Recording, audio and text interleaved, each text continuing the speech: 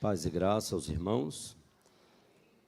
Eu convido você a abrir a palavra de Deus no livro de Êxodo, capítulo 19. Êxodo, capítulo 19. Nós vamos ler os versículos 5 e 6. Êxodo 19. Quero convidar você a lermos juntos. Êxodo 19, versículos 5 e 6, Deus estava preparando o povo para, sob a liderança de Moisés, saindo do Egito, da escravidão, poder seguir firme na direção da terra prometida. E essas palavras são muito preciosas, elas reverberam até os nossos dias. Êxodo capítulo 19, versículos 5 e 6. Vamos ler juntos?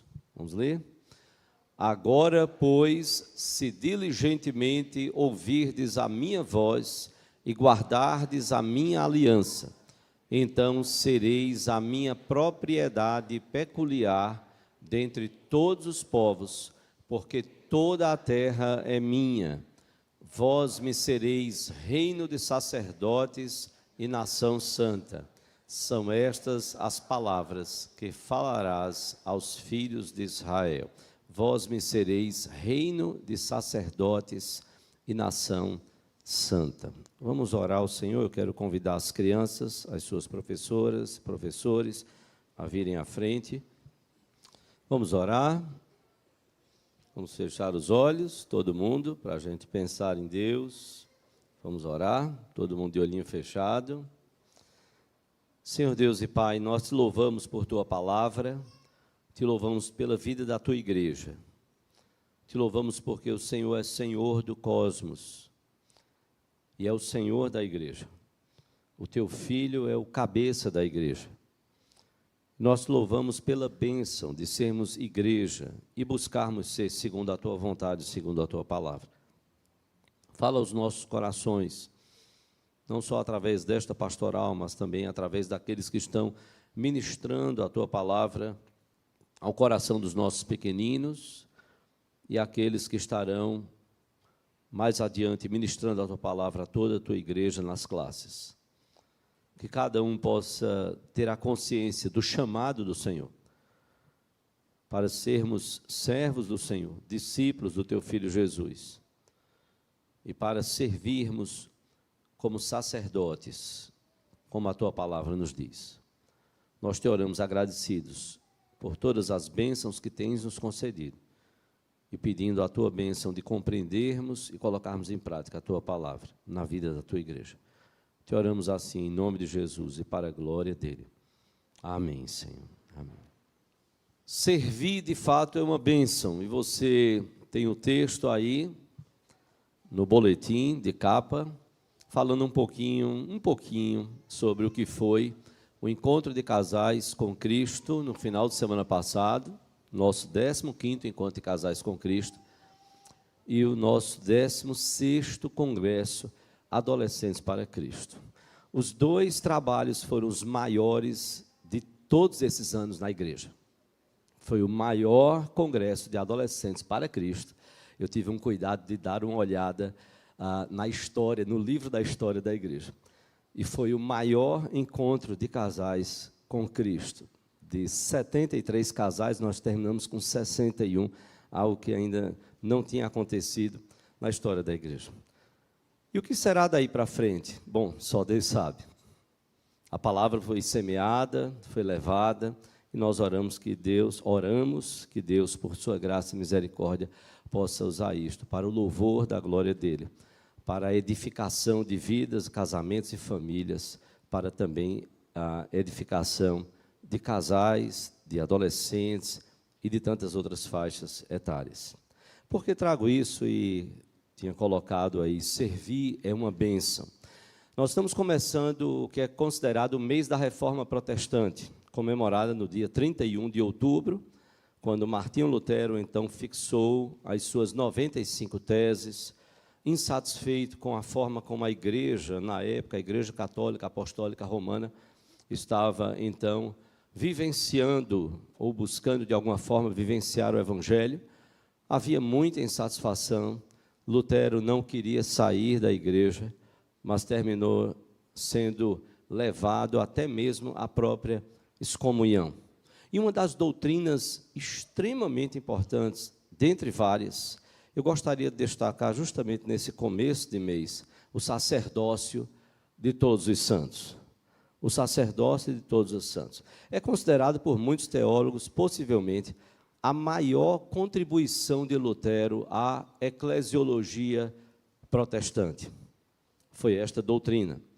O sacerdócio de todos os cristãos, o sacerdócio de todos os crentes. A eclesiologia é a área da teologia que estuda a vida da igreja, a dinâmica da igreja, os valores da igreja, a missão da igreja. Eclesia, eclesiologia. Urgência. Urgência, a gente para. Por favor, o carro OYT 0114. Se a placa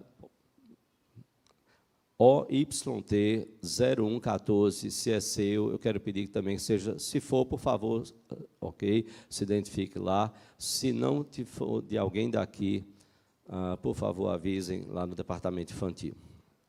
Vou deixar aqui o boletim. Retornando, então, irmãos, foi esta doutrina, o sacerdócio de todos os crentes e todos os cristãos, uma das doutrinas mais importantes para a eclesiologia da igreja. Tem sido, às vezes, mal entendida e mal interpretada. Para alguns, isso significaria apenas que não há mais sacerdotes na igreja. Isso, então, levaria a uma secularização do clero. Daí, então, duas concepções erradas. A primeira é a abolição do ministério como uma ordem distinta dentro da igreja, e principalmente o ministério da palavra. É entender que não há mais nenhuma distinção, e é tudo a mesma coisa, e vamos seguir como corpo. Isso não é verdade, porque nós temos membros diferentes, e cada membro tem as suas funções diferentes, e devem cumprir as suas funções no corpo de Cristo. O segundo entendimento errado é que o sacerdócio de todos os cristãos implica em que cada cristão é sacerdote de si mesmo. E por isso, então, ele tem o direito, aspiado aqui, quero aspiar, o direito do julgamento privado em assuntos de fé e doutrina. Então, cada um decide o que crê, cada um, então, vive como acha que deve viver. São duas concepções erradas. A essência dessa doutrina de Lutero, quando ele defendeu o sacerdócio de todos os crentes, ela pode ser resumida numa frase, então, que alguém, então, colocou na história, que todo cristão é sacerdote de alguém. Cada um de nós somos sacerdotes, não é de nós mesmos, mas nós somos sacerdotes, e somos todos sacerdotes uns dos outros. Nós precisamos estar pensando, nós fomos colocados no corpo de Cristo para servir ao outro, não é para servir a nós mesmos. Todo cristão é sacerdote de alguém e somos todos sacerdotes uns dos outros. É interessante como Moisés coloca isto aqui, lá antes de entrar na terra prometida, porque ele não entrou, Êxodo 19, como lemos, o que Deus fala através de Moisés ali no Monte Sinai. Êxodo 19, versículos 5 e 6, como nós lemos no início. Agora, pois, se diligentemente ouvirdes a minha voz e guardardes a minha aliança, então sereis a minha propriedade particular dentre todos os povos, porque toda a terra é minha. Vós me sereis reino de sacerdotes e nação santa. São estas as palavras que falarás aos filhos de Israel. Vós me sereis reino de sacerdotes e nação santa. É incrível como, se você olha a história da igreja, na Idade Média, a ideia de sacerdócio, ela estava restrita ao clero, aos líderes da igreja, aos padres da igreja, aos cardeais, arcebispos e por aí vai. A ideia de sacerdócio era vista como de uma classe distinta, de toda a igreja, de uma classe destacada, dotada de dignidade e de direitos especiais. Os leigos tornaram-se, ao longo da história, altamente dependentes da ministração destes sacerdotes do clero, para receberem os benefícios da graça de Deus, aquilo que Deus queria transmitir através da sua palavra, os meios de graça, tudo estava dependendo dos sacerdotes e, em última instância, percebam, até a salvação. Um rei que fosse declarado excomungado por um papa estava perdido, dado o temor que era gerado em toda a nação. Ou seja, até a própria salvação estava restrita a esse clero, E então é preciso que a gente também pense e veja que grande perigo a má interpretação dessa doutrina, ou mesmo o momento em que a igreja viveu, como foi um momento nefasto. Tanto que essa Idade Média, ela é chamada, na história da teologia, como a Idade das Trevas. A Idade das Trevas. Passada a Igreja Apostólica, quando então o cristianismo se torna, através de Constantino, ano 313, Teodósio, 379, quando o império, naquele quarto século, declara o cristianismo como a religião oficial do império, foi um terror isso para a igreja. Pessoas que entraram para a igreja, que foram batizadas simplesmente porque elas queriam estar de bem com o império, já que o império tinha como religião oficial o cristianismo, então eu vou me tornar cristão. Você crê em quê? Não, eu creio em tudo do paganismo, mas eu quero ser batizado, porque, afinal de contas, eu não quero estar contra a religião do império. Eu não quero estar contra o imperador. Assim como o cristianismo foi extremamente perseguido. Foi esse, então, o princípio do sacerdócio de todos os crentes que libertou os homens desse temor e dependência exacerbado do clero. E é o grande princípio, este princípio do sacerdócio de todos os cristãos, que está na base de todo o movimento da reforma.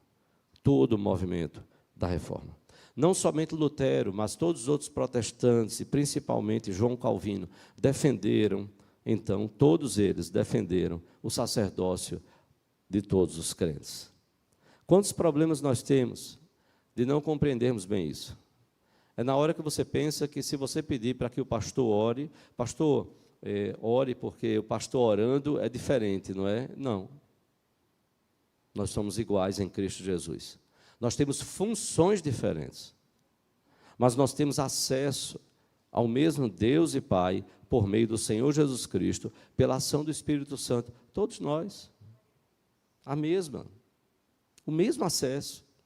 Nós temos o mesmo mediador, que é Cristo Jesus. Nós podemos sim e devemos orar uns pelos outros.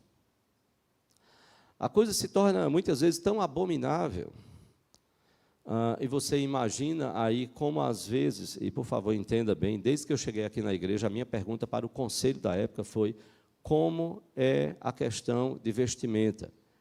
Eu nunca tive problema com isso. Lógico, na época que você não tinha ar-condicionado, você usar terno, gravata, paletó e você ficar lá sufocando, sem ar-condicionado, era difícil, mas usávamos. Mas é isso que caracteriza o pastor, o presbítero, o diácono? Não. Se não tiver aqui, não vai estar aqui. A gente vai procurar uma roupa melhor adequada, você não vem para a igreja de sunga, de suquine, não. Aí é para banho, praia, piscina, cada roupa adequada. Mas você não precisa exagerar a tal ponto de entender errado, que um pastor só é pastor quando ele está debaixo de um terno e gravata. Inclusive, não preciso nem me delongar com isso. Olha o que está aí fora de terno e gravata. E olha o que temos visto ao longo da história. Não é o que usamos, não é isso que faz, mas o que somos de fato diante de Deus. Quais são as bênçãos desse sacerdócio? Isso é tão belo que a palavra de Deus nos fala lá, se você puder abrir, em Isaías 61:6. Moisés nos fala O profeta Moisés nos traz a palavra de Deus ali, quando o próprio Deus diz que vai fazer daquela nação um reino de sacerdotes. Isaías, capítulo 61, versículo 6, vai nos dizer o profeta Isaías: mas vós sereis chamados sacerdotes do Senhor, e vos chamarão ministros de nosso Deus. Comereis as riquezas das nações, e na sua glória vos gloriareis. Observe bem: mas vós sereis chamados sacerdotes do Senhor, e vos chamarão ministros de nosso Deus. A palavra vai nos colocar já no Antigo Testamento diante da realidade de que o povo estaria sendo feito um reino de sacerdotes. Um reino de sacerdotes. Se você olhar no Antigo Testamento de forma mais simples, para que você compreenda, o sacerdote, isso era explicado de forma mais simples assim: o sacerdote apresenta o povo a Deus. Por isso era ele que era o responsável de receber os sacrifícios, proceder os sacrifícios, porque os sacerdotes estavam apresentando o povo a Deus. O profeta traz Deus para o povo, era o caminho inverso. Então, sacerdotes e profetas estavam servindo ao Senhor. Os sacerdotes apresentando o povo a Deus. O profeta trazendo Deus, apresentando Deus, a palavra de Deus para o povo. E a palavra vai dizer que nós somos sacerdotes. Todo crente é um sacerdote. É para você ficar bobão com o título? Não. Mas é para você entender que é muito mais do que privilégio, muitíssimo mais do que título e do que a ideia que foi criada de sacerdote. Sacerdote precisa estar como estavam os sacerdotes, apresentando o povo a Deus. O sacerdote precisa ser aquele que vai estar a serviço de Deus, levando esse povo ao Senhor. Então, nós, como sacerdotes, temos que estar preocupados em servir aos outros, uns aos outros, servirmos uns aos outros, colocando cada um diante do Senhor e apresentando a cada um ali o Senhor, trazendo a palavra de Deus, trazendo a vontade de Deus, mostrando o que Deus quer de suas vidas, como o sacerdote precisava dizer: você precisa fazer esse sacrifício, porque a lei fala isto, você precisa seguir. Então ele estava orientando o povo naquilo que o povo deveria proceder e estava então apresentando este povo ao Senhor. Mas nós temos acesso individualmente, mas não para vivermos no individualismo, mas para servirmos uns aos outros. Se você abrir em 1 Pedro, primeira epístola de Pedro, capítulo 2, versículo 9.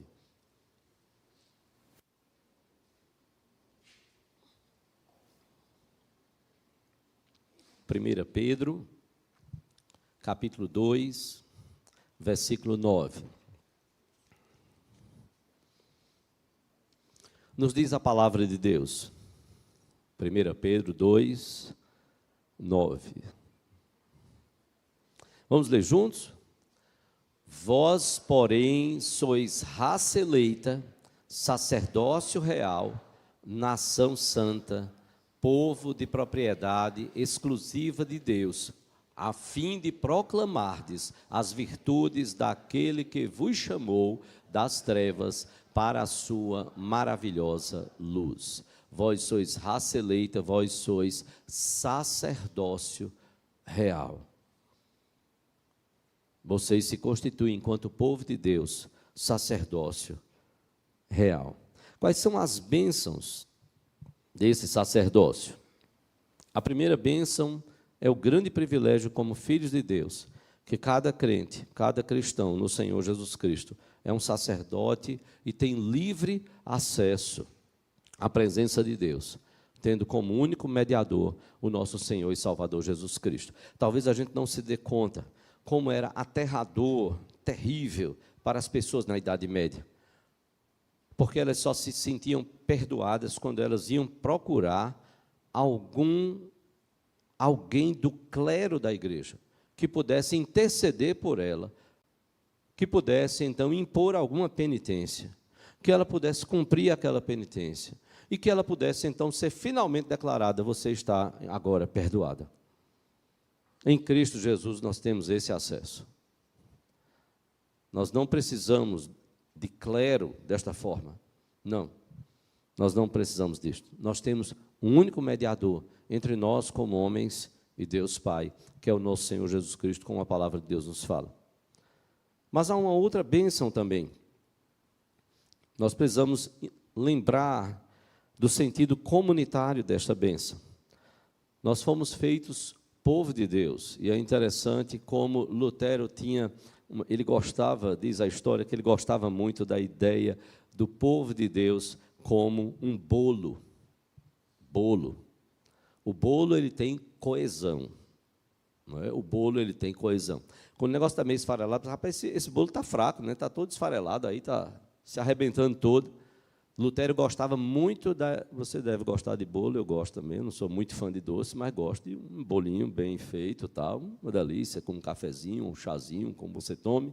Mas veja, Lutero gostava do bolo como figura para a igreja. A igreja precisa dessa unidade. Então eu não posso usar o sacerdócio de todos os crentes para nos dividirmos, para achar que eu posso viver essa vida cristã individualista, em casa, não, porque nos reunimos. Não foi ideia da cabeça de homens. Jesus quem disse: eu edificarei a minha igreja. Igreja, a palavra eclesia, daí eclesiologia, eclesia é reunião de pessoas, que nem era usada inicialmente para a igreja como nós temos hoje, era qualquer reunião de pessoas. Uma assembleia que ia discutir os problemas da cidade de Atenas, aquilo ali era, no sentido que nós temos hoje a palavra, era uma igreja, era uma eclesia, era uma assembleia, uma reunião de pessoas.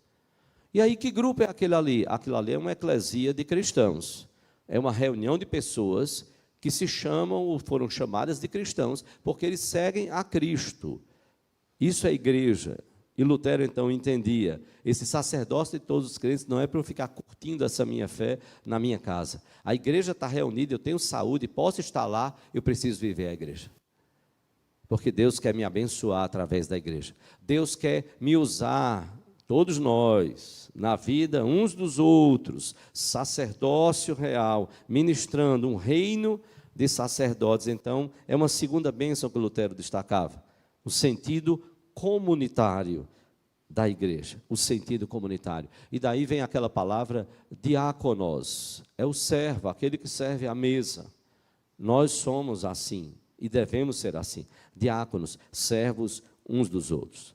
A terceira bênção é que, num certo sentido, todos os crentes são leigos, mas leigos partindo do termo grego laos, de onde vem a ideia de povo, o povo de Deus. Mas não como a Igreja Católica fez e distinguiu. O laicado e o clero. Não. A Igreja Protestante não tem isso. Nós não podemos conceber dessa forma. Sacerdotes, um clero que tem acesso direto ao Pai. E os leigos que dependem desse sacerdote para chegarem ao Pai. Não, toda a igreja tem acesso por meio do Senhor Jesus Cristo ao Pai. Nós temos dons, sim, e talentos diferentes, e a palavra de Deus fala isso. E o protestantismo, na hora que defendeu o ministério da palavra, é justamente baseado no que a palavra fala. Paulo é quem vai falar lá em Efésios, capítulo 4, versículo 11. Efésios 4, 11.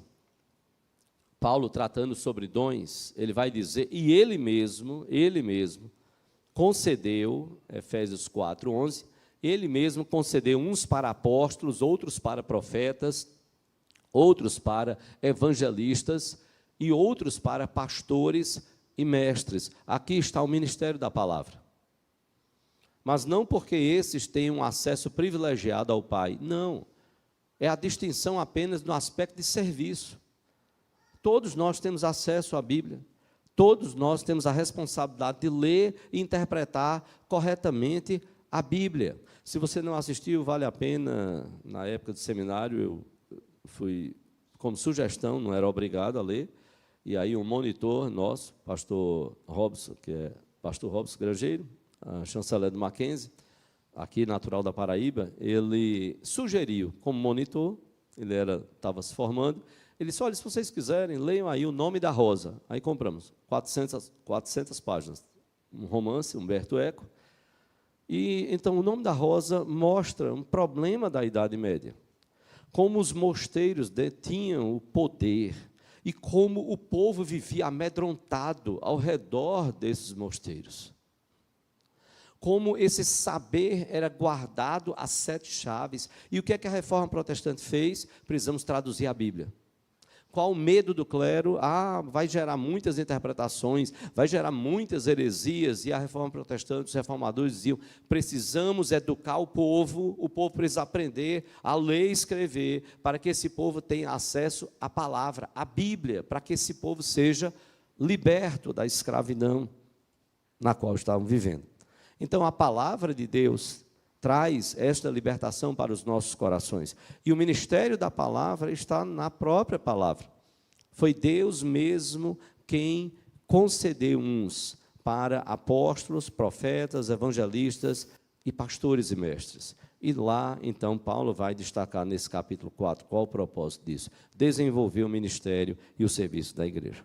Uma quarta bênção é que esses leigos, no sentido daqueles que não são ministros da palavra, esses leigos, eles também têm importância nas esferas de atuação à luz do Novo Testamento. A igreja precisa entender que cada um aqui é importante no serviço que você presta, seja na igreja ou fora. Nós precisamos glorificar Deus e testemunhar através da nossa vida, na igreja e fora. Onde Deus estiver lhe colocado, desempenhe o seu serviço para a glória de Deus e testemunhe do Senhor, através das bênçãos de Deus, das habilidades dadas, através dos dons dados. E por último, uma última bênção é que esse sacerdócio universal dos crentes, e aqui há um risco e uma bênção, ele corre o risco de tornar-se uma mera teoria no meio das igrejas. Se nós não entendermos o que é este sacerdócio de todos os crentes, nós poderemos ser manipulados por pastores, por líderes que querem eles mesmos a atenção, quando eles deveriam estar dizendo, igreja, olhe para o Senhor Jesus Cristo, sirva ao Senhor Jesus Cristo. Nós estamos juntos nessa. Nós estamos juntos. Nós temos funções diferentes. Nós temos habilidades diferentes, dons espirituais diferentes, mas todos eles importantes. O Congresso de Adolescentes testemunha isso. O Encontro de Casais testemunha isso. A Conferência dos Jovens que vem aí testemunha isso. O Brinco Criança que vem aí. O Acampamento Carnaval. Todos os trabalhos da igreja. Que bênção quando nós temos pessoas que encontraram seu lugar de serviço e estão buscando servir ao Senhor. Estamos prestes aí a comemorar, se Deus nos permita, se Jesus não voltar até lá, 90 anos de igreja presbiteriana da Encruzilhada. O que é que nós podemos testemunhar de serviço? E nós vamos aprendendo a servir ao Senhor e a entender que todos nós somos importantes por causa do desígnio de Deus. Nós temos um hino que ele diz, há trabalho certo para ti, cristão. E aí o hino diz, como esse trabalho será feito se eu não for por ti? Mas não é porque você ou eu sejamos alguma coisa. Nós só o somos por causa da graça e do desígnio de Deus. É isso que Paulo fala lá em 1 Coríntios 15, 9 e 10. Ele diz que ele é o menor de todos os apóstolos, que mesmo não era digno de ser chamado apóstolo, e quando ele usa essa expressão, o menor de todos, é porque Paulo significa o menor. O significado da palavra Paulo é esse, o menor. Então ele diz, eu sou o menor de todos, que nem mesmo sou digno de ser chamado apóstolo, pois eu persegui a igreja de Deus. Aí ele vai dizer, mas pela graça de Deus eu sou o que sou. É pela graça que nós somos o que somos. Aí você pode dizer, então eu vou viver de qualquer jeito. Não, Paulo vai dizer, e esta graça que me foi concedida não se tornou vã. Pelo contrário, trabalhei muito mais do que todos eles, ou seja, do que todos os outros apóstolos. Que ousadia de Paulo, talvez, dizer isso. E aí ele vai terminar dizendo: todavia, não eu, mas a graça de Deus comigo. Paulo vai estar entendendo o tempo todo que é graça, que cobra responsabilidade nossa. Que não seja uma graça barata, como dizia Dietrich Bonhoeffer, pastor luterano, morto pelo nazismo, de Hitler. Morto, sim, mas vivo para Deus. Se opôs, deu um testemunho firme, e ele dizia: a graça não pode se tornar barata nas nossas vidas. Nós precisamos fazer como Paulo, precisamos viver esse evangelho com muito amor, com muita alegria na presença do Senhor. E é nesse espírito que nós queremos convidar você a pensar no sacerdócio de todos os crentes. Conta-se que nos Estados Unidos tinha uma placa na frente de uma igreja. Pense no sacerdócio de todos os crentes. Tinha então essa placa: pastor, reverendo, que é um título de respeito no meio religioso, reverendo, e aí tinha o nome do pastor, reverendo fulano de tal. Ministros, todos os membros. O pastor da igreja, fulaninho. Ministros, todos os membros. Todos nós precisamos ter a consciência do que a palavra de Deus nos fala. Do Antigo ao Novo Testamento, o chamado é que nós sejamos sacerdotes. E nós somos chamados todos para sermos sacerdotes do Senhor, sacerdotes de Deus Pai, por meio do Senhor Jesus Cristo, pela capacitação do Espírito Santo. Deus abençoe a você, sacerdote, entendendo cada um a sua função no corpo de Cristo. Que Deus nos abençoe.